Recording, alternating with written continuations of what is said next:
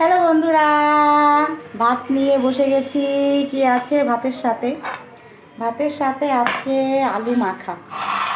এই যে দেখো, শুকনো লঙ্কা পেঁয়াজ ভেজে সর্ষের তেল দিয়ে আলু মাখা করেছি। আর সাথে আছে কিন্তু বেগুন ভাজা। তবে আমি কিন্তু হোটেলেই খাচ্ছি। হোটেল বলতে আমাদের হোটেলে।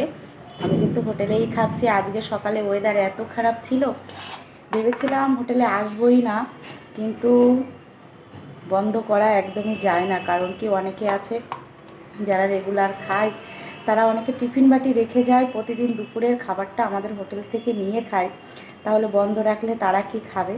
সেই কারণে ওয়েদার একটু ভালো হয়েছে, ঝমঝম করে তোমাদের দাদাভাই আর আমি দুজনে হোটেলে এসে রুটি আর সকালে করিনি, করেছি এই যে আলু মাখা, সঙ্গে কিন্তু বেগুন ভাজা, পটল ভাজা, আর ডাল করেছি, মুগের ডাল, সবজি করেছি পাঁচমিশালি সবজি, কাতলা মাছের ঝোল করেছি, রুই মাছের ঝোল করেছি, ডিমের ঝোল করেছি।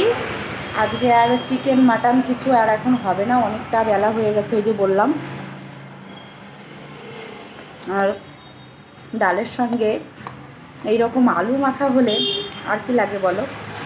তবে আমি এখন আর ডালটা খাচ্ছি না, আমি এই আলু মাখা দিয়ে আর বেগুন ভাজা দিয়েই খেয়ে নেব।